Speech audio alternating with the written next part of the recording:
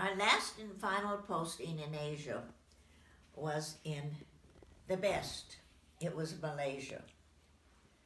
Although we had had wonderful experiences in the Philippines and in Hong Kong, Malaysia was for many reasons very, very special.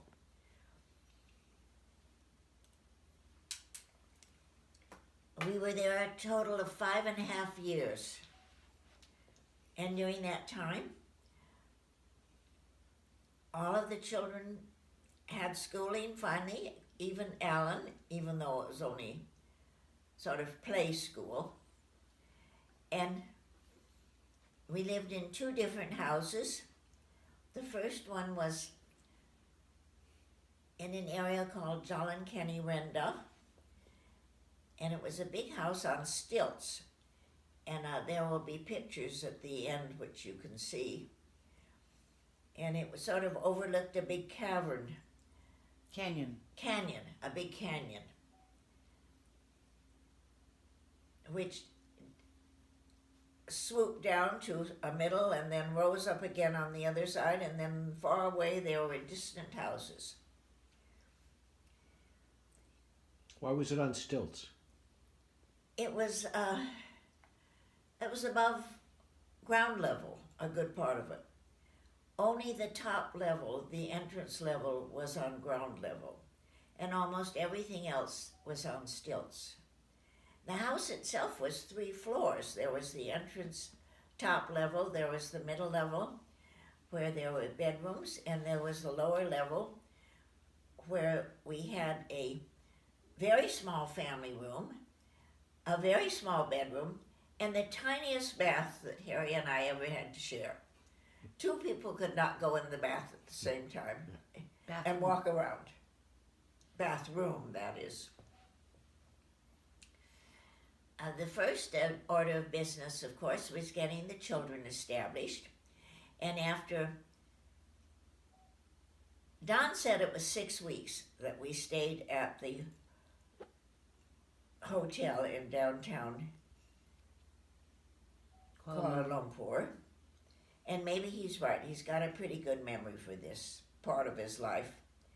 And it was where Gordon had the free reign of the hotel and was up and down the elevators all the time, and he and Don were. And at one point he ran out in front of he ran across the street in the face of traffic, made it all the way across to be hit by a bicycle. And he fell and cut his wrist on glass. Good old Gordy. But it's my fault. I wasn't a very good supervisor. So we moved into this house that I've just described, and we got servants right away.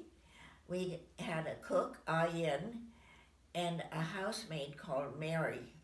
Her real name was Badria.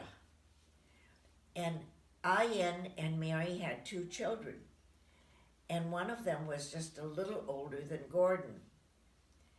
So Gordon almost immediately met those 2 children who lived in the servants' quarters, 2 floors down. Having no snobbishness at all, they became his best friends. And they were Jimmy and Small Girl.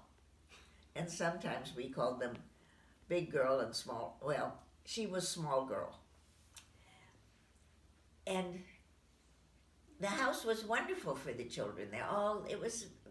Had this big spacious yard, and they could play and do all sorts of things and enjoy themselves very much. The schooling. Once again, we were faced with a British school system, so Edie was sent to the British Army School. We all went there. Yeah, you all did, yes. And she made a best friend, and they became very, very close buddies. And after the first year there was an incident, and she and her best buddy had been giggling and passing notes back and forth and scribbling things in their notebooks. What they were learning, the these 13-year-old girls. They were learning dirty words, and it was so thrilling, I guess, at that age, I guess. However, the principal didn't think it was thrilling, and he's the Army, whatever rank he had. He called the parents in, and I thought afterwards, well, how dare he get into their notebooks, and didn't they have any privacy? But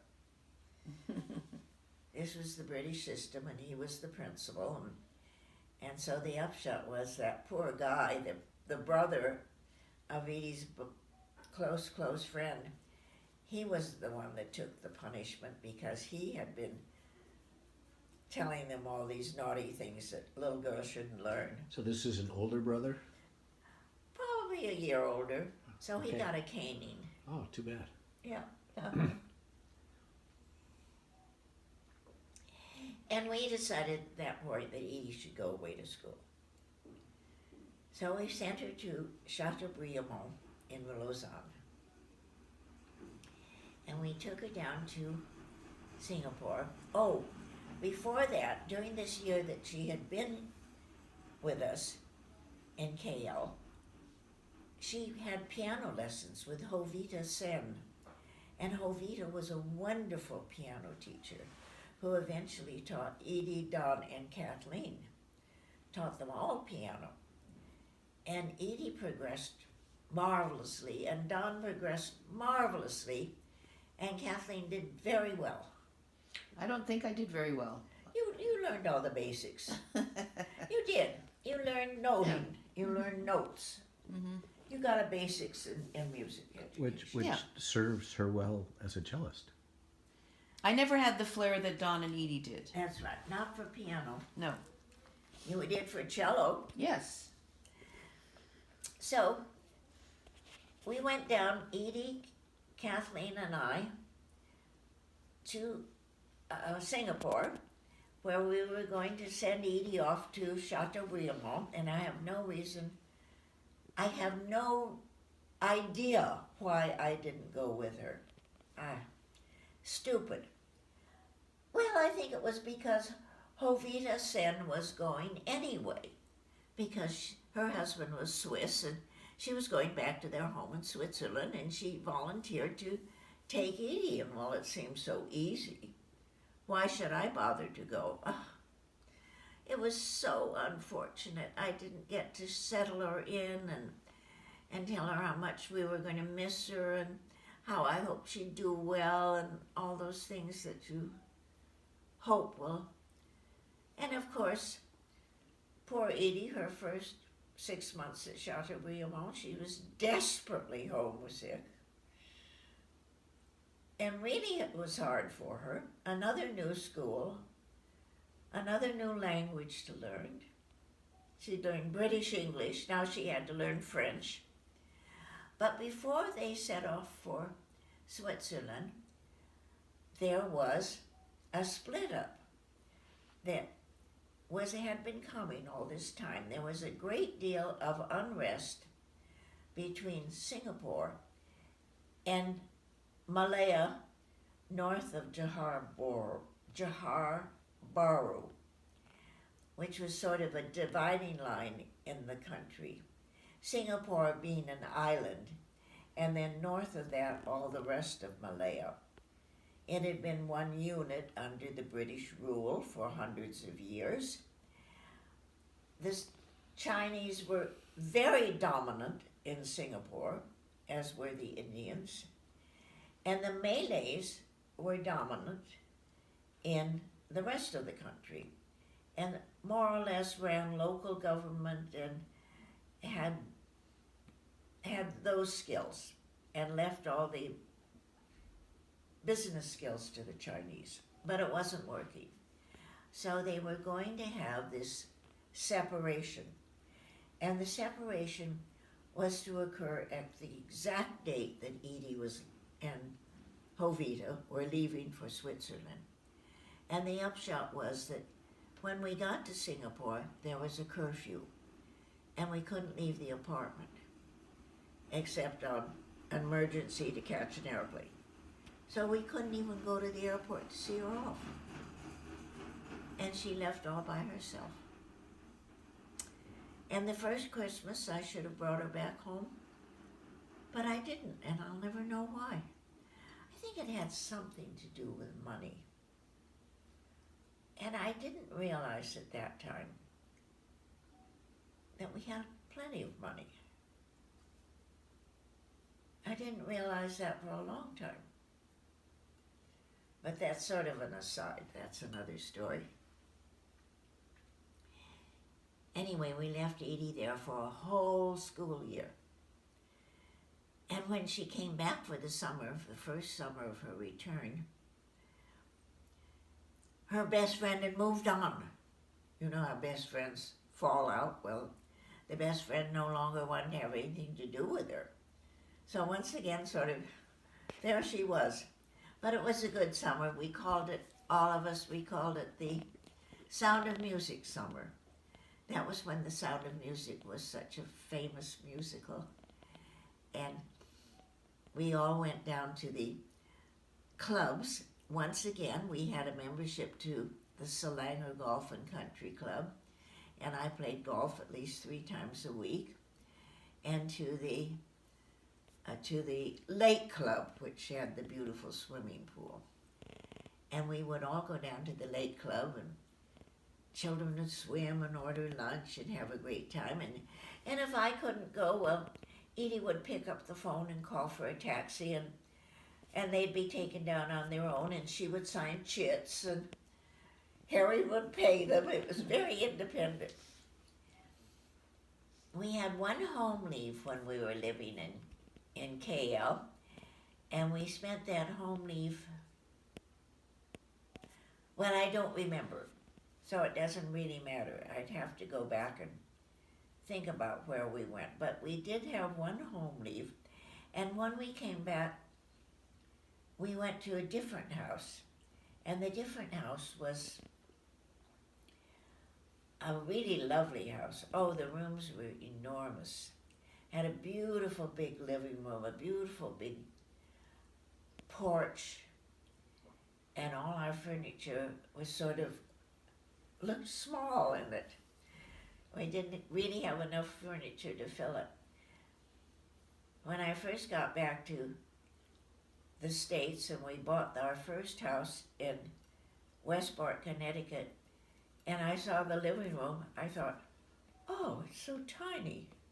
And it was, by my standards. While we were on that first tour, first 2 years in KL, television became available. It was done by the BBC, so we were able to rent a television set, and we would have it down in our little family room, and we'd turn on the television. I think it came on from 4 to 6 or 4 to 7, something like that. And one of our favorite programs was the Flintstones. Do you remember that? Mm-hmm.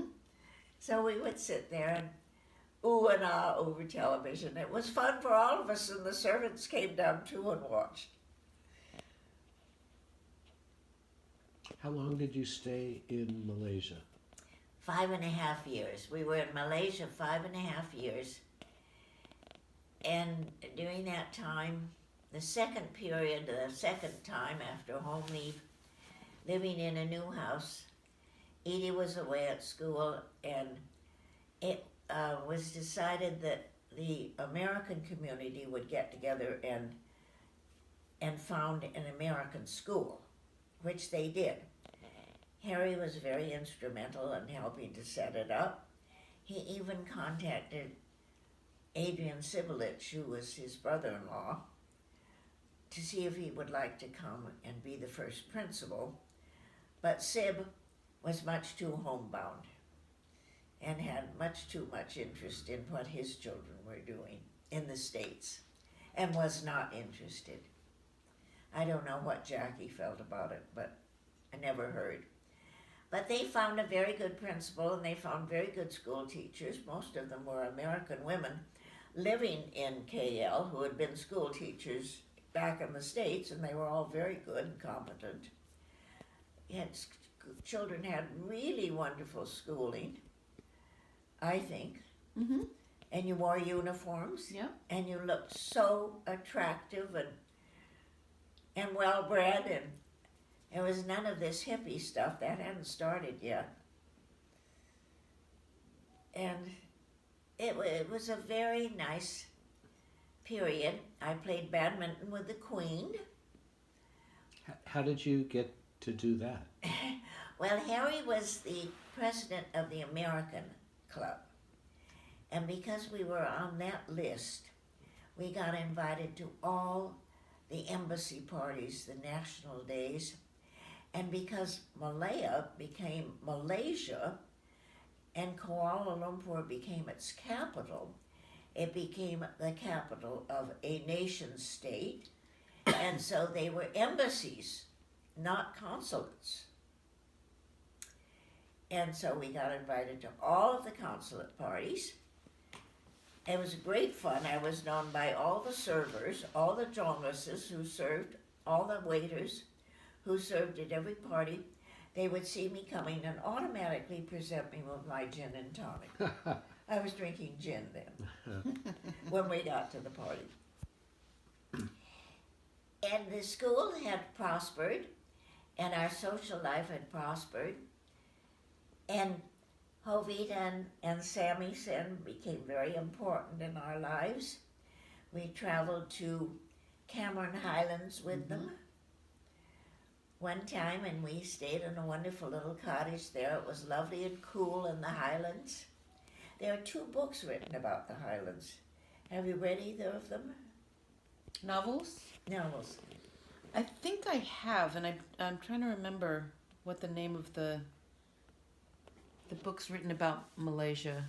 Well, Malaya. I will get the titles for you Okay. and see if you've read them, because I wrote them down, of course. And I had to give a book report. One of them was a story about the Highlands, and of course it was very interesting to me because we had been there. And all the tea plantations in Right. that area. And another thing that happened when we were on our trip to the Highlands was that, what was his name? Thompson. Jim Thompson disappeared. When we were there, and Jim Thompson was the founder of the Thai Silk Company in Thailand. Oh, right. We heard about that when we were in Thailand. Okay. And we had gone, Harry and I had made a trip to Thailand, but we made a trip after he disappeared. But in other words, he was visiting the Cameron Highlands when we were there. He went out walking one day and never returned. And search party after search party went for him. They thought that he had been kidnapped, or that they thought a lion had gotten him. They came up with theories, but nothing was ever proved. Yeah. It was interesting. So it's still a mystery as to It's what still a happened. mystery. And later, when Harry and I made a business trip to Thailand, which included a side trip to Angkor Wat and Laos and Cambodia, we went up the river. They still have the collies or the rivers in no time. And they've been all paved over, I understand. There are no more river traffic in Thailand.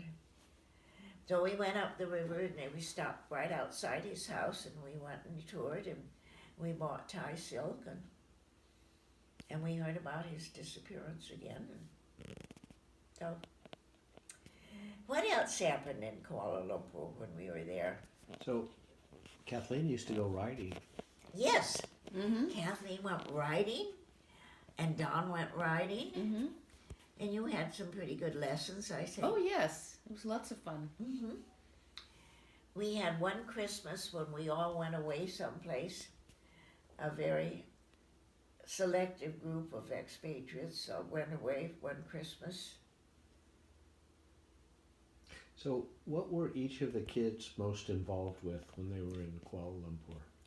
Well, Kathleen, I think you had school, and did you have playmates? I can't Mhm. remember. Yes. Fenella Clegg and Linda Brown. Okay, Those were my two friends that I remember. all right. And what Both did, British. both British, and what did, Edie was away at school. Don, sort of a tag along as I recall. He went riding too. He was always a very dutiful sort of, not too assertive. He's not very assertive now. Don, Gordon was always getting into trouble of one sort or another. Mm-hmm. And Alan was the baby. Mm-hmm. Alan was a baby just growing up. So how old was Alan when you all left Malaysia? Alan was just 5. Okay. He had just turned 5. All And right. Gordon and Alan were both in a wedding. And they had those cute little costumes on. It looks very cute. And Don, as Don's real interest was music, he really worked hard on his piano. I never had to tell him to practice, ever.